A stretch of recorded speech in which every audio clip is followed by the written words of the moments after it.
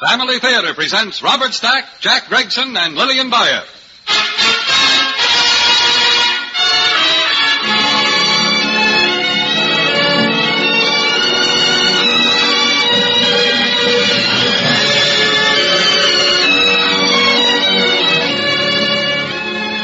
From Hollywood, the Mutual Network, in cooperation with Family Theater, brings you Robert Stack and Lillian Bayer in The Spy by James Fenimore Cooper.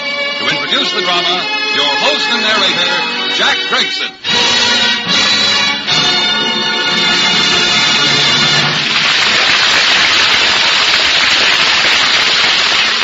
Thank you, Gene Baker. Tonight, Family Theater honors the anniversary of George Washington's birth by paying tribute to the unsung heroism of those whose courage and loyalty to Washington in his struggle for independence went unrecognized. The Spy by James Fenimore Cooper tells the story of such a man. His courage was known to a very few, for success in time of war hangs by the thin thread of secrecy. Thin because secrecy and security are forever open to violation.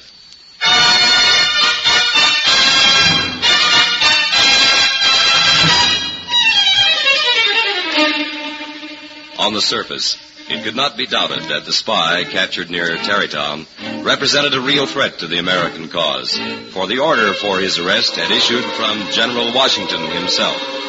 After prolonged search through the valleys of New York, Captain Duncan Hollister of Washington's Continental Army had captured him as he left the protection of the British lines and held him in a country inn for transport to the headquarters at West Point. And then, word was brought to Captain Hollister that the spy had escaped. Who was in charge of the prisoner, Sergeant? My orders were to double the guard. It was doubled, Captain Hollister. Then how was it possible for him to escape? He must have gone through the door to the basement room. But it was locked. He couldn't have opened it without a key. We found it open, sir, and the prisoner gone. Give the order to mount, Sergeant.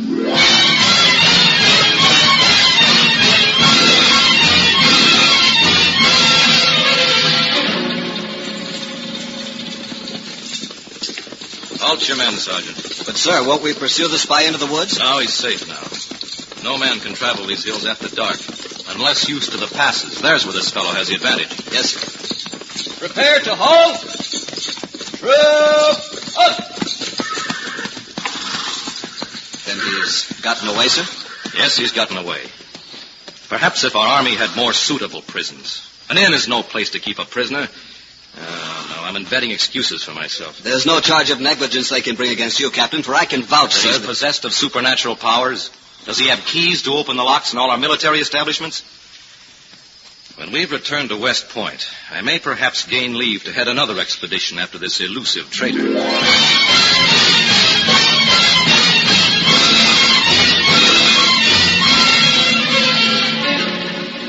And if you could provide me with a force of 50 men, General Arnold. Of course, Hollister. That would leave our garrison here below its usual complement of troops.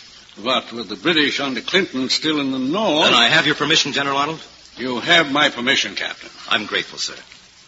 Now, his disguise is reported to be that of an itinerant peddler, and he knows the countryside. But I have some knowledge of Westchester County myself. You see, friends of mine, the Hortons, are residents there. Mr. Horton and his daughter, Katie.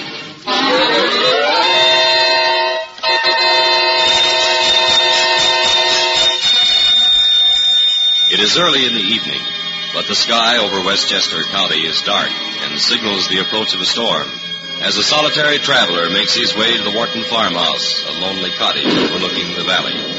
He knocks at the door.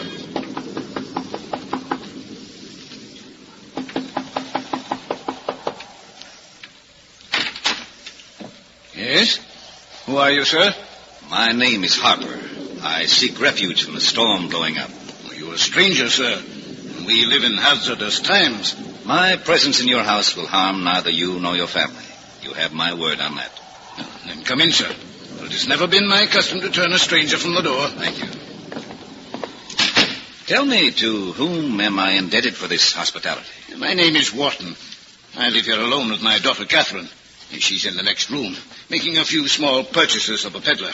A peddler calling at this hour? Oh, Harvey Birch is more to be regarded as a friend of the family. We've always treated him as such. Katie, I wish you to meet our visitor, Mr. Harper. Mr. Harper, my daughter, Catherine. How do you do, sir? A pleasure to meet you, Miss Wharton.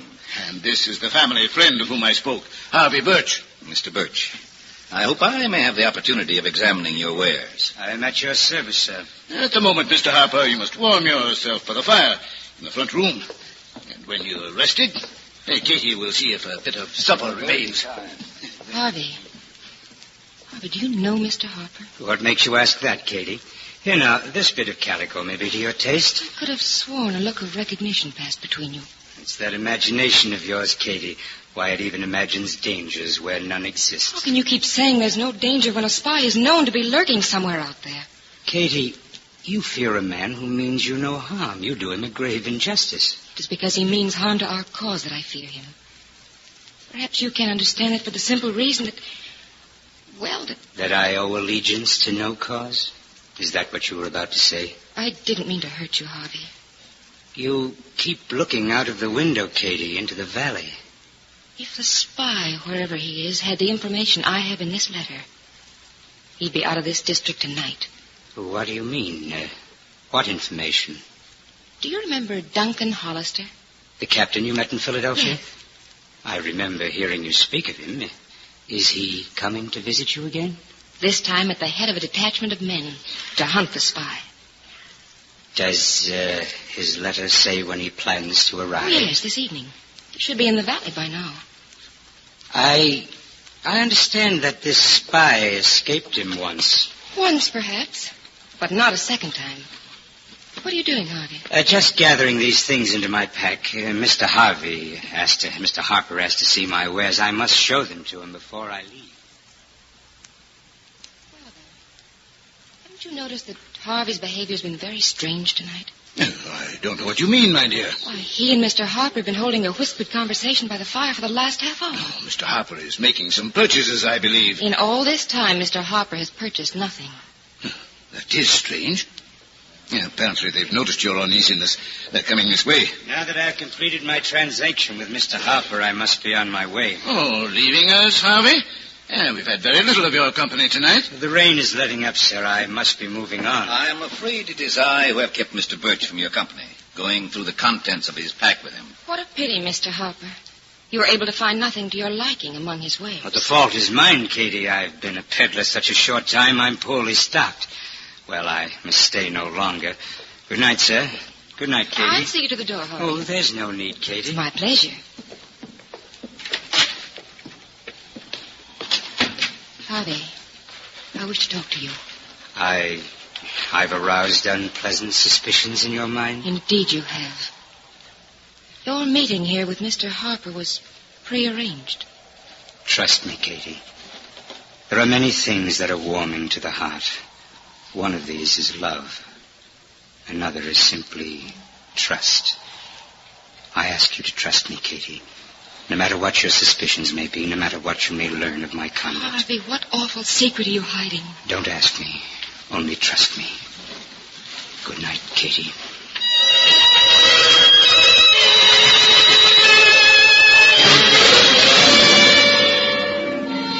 His heart heavy within him, but his senses alert for danger, Harvey Birch made his way swiftly from the cottage, trying to keep ahead of the clouds that were moving rapidly too and gradually uncovering the light of the moon. Back at the cottage, Mr. Wharton stood at the window, looking out at the calm that had fallen over the valley. And then he turned to his daughter. Katie, there's a troop of horsemen turning off the road. It may be Duncan. Oh, Father, it may be Duncan. We'll soon know, my dear. Mr. Harper, you may have the opportunity to meet our friend, the young lieutenant. Father, he's a captain now. Please, try to remember. Ah, yes, a captain now. That's important. Captain Hollister. Well, upon my soul, the young lieutenant himself. Oh, Father. Now a captain, I understand. There, he's made it right. Come in, come in. I'm glad you came to see me. I trust your daughter as well, Mr. Watton. Oh, then you remember my daughter. Catherine, called Katie. Indeed. I remember your daughter with much affection. Hello, Katie. Duncan. And this is our guest, Mr. Harper, Captain Hollister. How do you do, Captain? How do you do, sir? I'm certain I've seen your face somewhere before. It's familiar. And you are the young captain who is sworn to capture the traitor spy. Indeed. It has become a point of honor with me, sir. We've been in the vicinity but 1 hour, but already my patrols are scouring the countryside. I'll not rest. But you'll at least have a cup of tea. Yes, I'll have a cup of tea. Excuse me, please. I'll get the tea. The moon will help us in our search tonight. We may have him by morning. You see, what he doesn't know is that we've learned his disguise. That of a peddler. What's wrong, Katie? Nothing. Really, nothing's wrong. Yes, there is. Your hands are trembling. Here, sit down over... What's this? Here on the window seat. Some muslin, a few pins, a bit of calico, nothing more than that. But just the articles that could have come from a peddler's pack. Aren't they? Katie? Duncan. You're hiding him. No. He's been here. Now, wait a moment, young captain. You don't mean to say that poor Harvey Birch... If this fellow, Harvey Birch, is poor, then King George is a bad paymaster. Oh, no, it doesn't seem possible. I'll have to order a search of your house, Mr. Watton. But, Duncan, I give you my word, he's not here. I'll answer the door. What is it, Sergeant? Captain Hollister, sir. The peddler's spy has been captured. Excellent. Where? Patrol sighted him leaving this cottage, sir, not 10 minutes ago. I see. Duncan, you must believe me. I knew nothing. Let's have a look at the prisoner. Oh, Duncan! Duncan! No doubt he'll be back, my dear.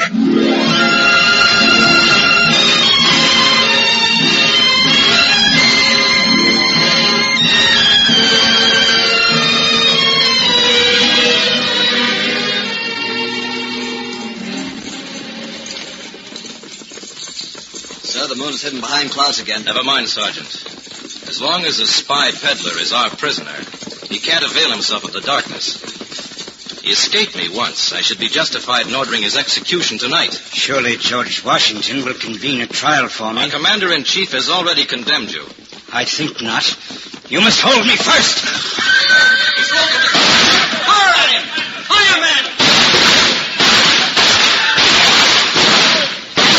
It's no, sir. There's an embankment at the side of the road. He's managed to roll over it. No, he won't escape me this time. But there are only woods down there. Well, follow him into the woods. He can't get far with his hands tied. Abandon your horses in the road. Every man after the spy on foot.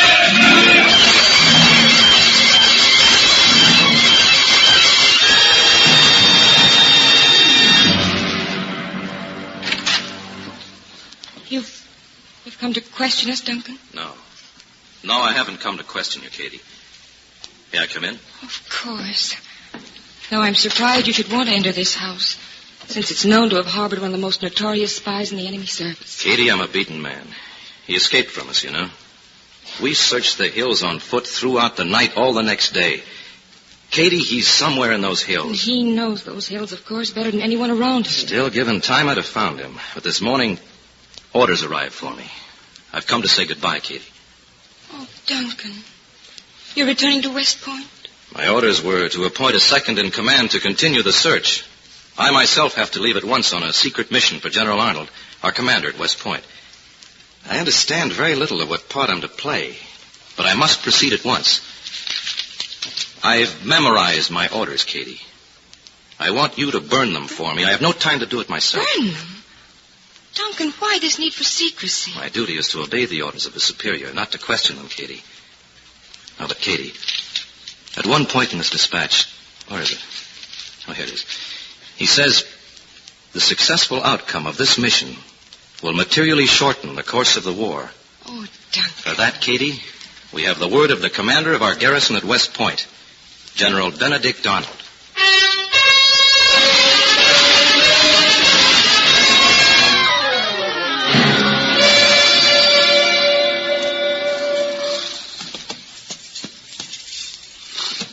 There. That's a signal. A lantern in the road ahead. Up, boy.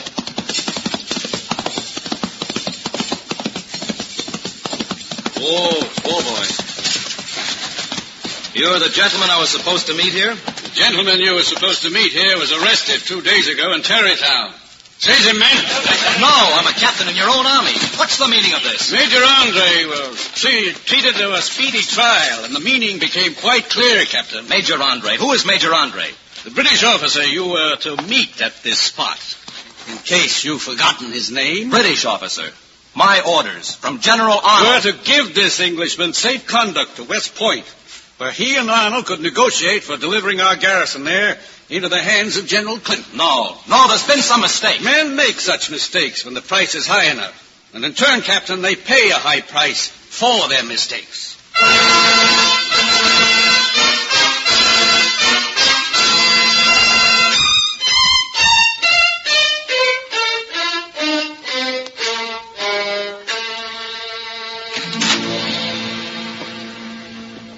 Katie, what are you doing at the door? Father, there's someone out here. Oh, you mustn't be fearful of every sound, my dear. Can I help it when a traitor spy is still at large in the neighborhood? So that's how you've come to think of me, Katie. Harvey. Why, it's Harvey. I've come a long way. I must talk to you. The life of one you hold dear may depend on it. Harvey, what? Think carefully. Some papers were given to you, weren't they? Secret orders from General Arnold? Duncan's orders, yes. He gave them to me. Why? I was sure of it. He only said he'd given them to friends to destroy for him, not wishing to implicate you at his trial. Trial? Now, Katie. Oh, tell me what's happened to Duncan. Tell me. What did you do with the papers? Papers? He gave me the papers to burn. But if I can get them there in time... What did you do with them, my dear? He gave them to me to burn. Katie, you didn't... Oh, but surely General Arnold has copies of these orders. He can verify... I'm afraid little help is to be expected from Benedict Arnold, who has already fled to the British to save his own skin. Oh, Duncan. There, now, Katie. There, my dear. Oh, Father, this terror began for us the night Mr. Harper knocked on our door. Oh, no, Katie. No, don't say that of Mr. Harper. He is your friend. Could Harper be reached at this moment, Duncan would be saved. Saved? Harvey, has he the power to save Duncan? Yes, if it were possible to get in touch with him. At the moment, it isn't, and time is running out. No. Katie, look into my face. I know you loathe the sight of it, but I must ask you this question. You love Duncan, don't you, Katie? I love him. Oh, yes, I love him. And what would you give to see him free? I'd give my life. Harvey, where are you going? Keep a watch at your window, Katie. Keep a close watch on the valley below.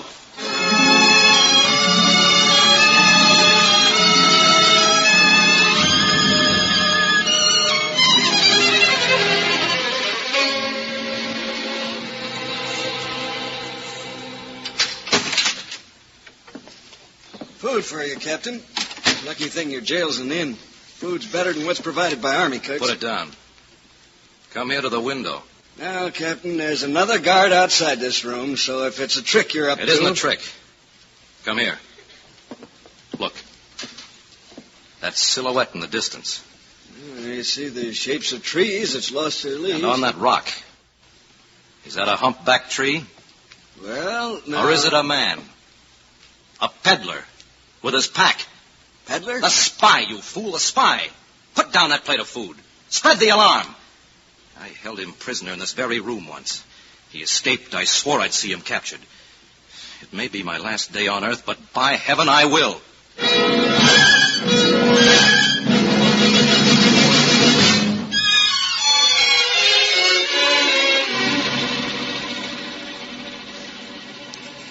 No word.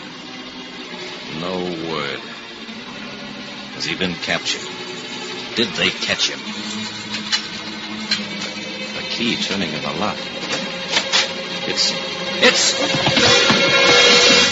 Quiet. Don't say a word.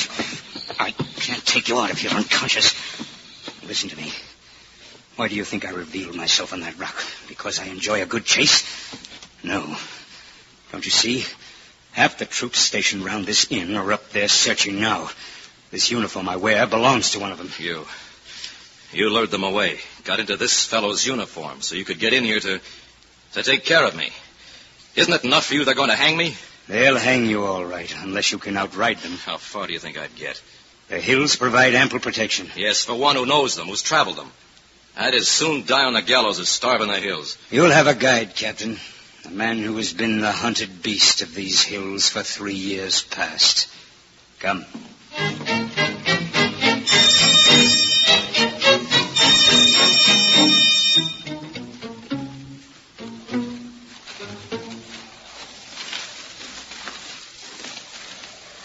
Now you can see it, up there.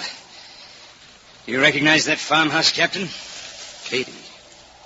You brought me to Katie. She'll be watching from the window. If you can make it part way, she'll come and help you the rest of the way. But you're coming with me. It's you she wants to see, Captain. It's you she's waiting for. Then tell me, why have you done this for me? Risked your life to save mine. In saving your life, I save a life dear to her. Can I tell her that? No. Only tell her that soon help from Mr. Harper will come. Help from Mr. Harper? What does that mean? It means you'll have aid, Captain, in proving your innocence and clearing your name. Birch, I feel closer to you than I have to any man. You, my sworn enemy. One of those accidents of war, Captain. Yes, and what a lucky accident it was. I happened to be looking from the window and saw your form against the sky. I relied on no mere accident for that, Captain. When a man faces what may be his last day on earth, the world becomes a kind of heaven to his eyes, and the air outside is sweet with a fragrance called freedom. I've spent such hours myself, you'll recall, and will spend many more, no doubt. But for me, the fields and sky are black at such a time. You see, you have friends to feel for you, and one who loves you. Birch, That, Captain, is why you must hasten up that hill. You won't come with me? I have many more leagues to travel. And in that farmhouse up there, someone waits for you.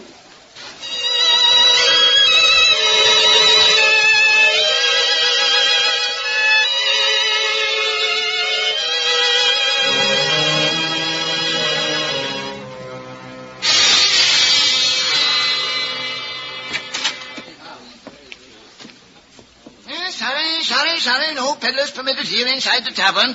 It's the law. Conscience peddling wares will do so on the public thoroughfares and highways. I know the law, kind sir, but may I not rest here for a while? There are other inns further down the road. The peddler has perhaps earned his rest, mine host.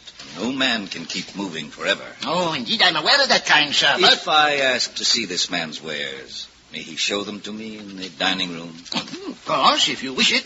But only a short while. You understand my position? Yes, of course.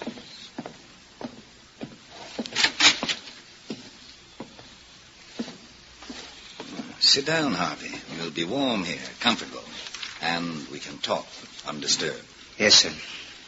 And before giving you your instructions, I know you are anxious to learn news of the friends in whose behalf you acted so bravely. You ordered a search, then, of the effects of Arnold that Arnold left behind in his flight? Yes. A thorough search. And a copy of the order sent to Captain Hollister was found. The wording proved the young man could have had no possible knowledge that he was a part of Arnold's plot to betray West Point. Then he has been exonerated. His name has been cleared? Yes. While the name of Harvey Birch... Can you tell me, does the captain's wedding day approach, do you think? I believe it follows shortly on this other happiness of theirs. And now, what follows for Harvey Birch? I'm awaiting my orders, sir. I have them here. But for the first time, I hesitate to give them to you. Have I failed somewhere in the performance of my duty, sir? Of all the men who have performed duties in the service of our country, I know few who have acted as unflinchingly, as unselfishly as yourself. While posing as a spy of the enemy, you have uncovered information of great value to our cause, which speeds the hour of peace. But what does that hour hold for you? A man whose future is darkness, whose good name may never be redeemed. I await my orders, sir. They are contained in this packet. I'll drop it into your pack. Since the capture of Charleston by the British, the scene of our operations has shifted to the south. I will go where my orders take me. Very well. I'll write you a safe conduct. Have you made your purchase, good sir, the peddler? Not entirely, mine host. How long does it take you, peddler, to show your wares? Leave him but another moment, if you will. Very well. But no longer than that, peddler. And no hawking of your wares in front of my inn, either. Remember that. Read what I have written on that slip of paper. To whoever may read this document, circumstances of political importance which involve the lives and fortunes of many keep secret what this paper reveals. For years, Harvey Birch has been a faithful and unrewarded servant of his country. Signed, George Washington, Commander-in-Chief, Continental Army. Thank you, sir.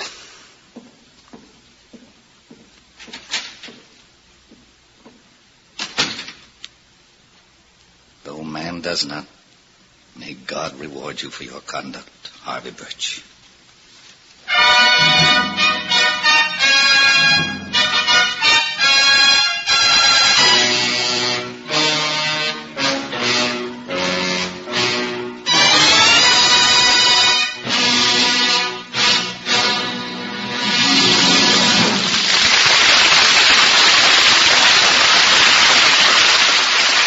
The cause for which George Washington and his men fought was consecrated to liberty and belief in God. A belief in God that invoked the protection of divine providence upon their Declaration of Independence. A belief in God that extended throughout their Constitution and subsequent amendments. The coins the American Congress caused to be struck bore the words, "In God we trust." This same conviction, this same ideal, is what we of Family Theater wish to express each week. The dependence of all of us upon God. The simple, direct appeal of prayer to God can bring hope and happiness to everyone. Within your home, pray together as a family. Pray tonight and every night for God's help in all your undertakings. Reaffirm your dependence upon God. Heed our reminder that the family that prays together stays together. More things are wrought by prayer than this world dreams of.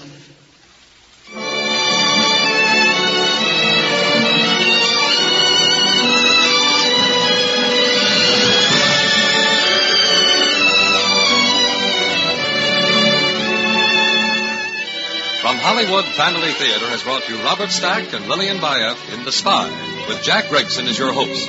Ed Begley was heard as Harper, Walter Burke as Harvey Birch, Earl Lee as Wharton, Herbert Butterfield as Benedict Arnold, and Harry Bartell as the Sergeant. This adaptation of James Fenimore Cooper's classic was written by Peter Rankin, with music composed and conducted by Harry Zimmerman, and was directed for Family Theater by Jaime Del Valle.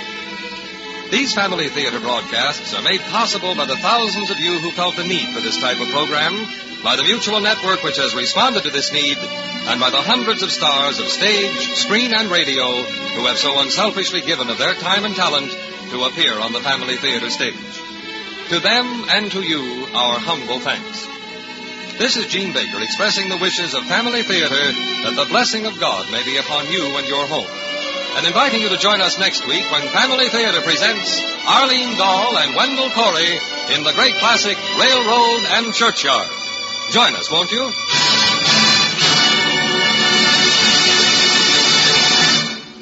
Family Theater is heard in the Philippines through the facilities of the Philippine Broadcasting Corporation, is broadcast to our troops overseas by the Armed Forces Radio Service, and is released in Canada by the Canadian Broadcasting Corporation. This is the world's largest network, the Mutual Broadcasting System.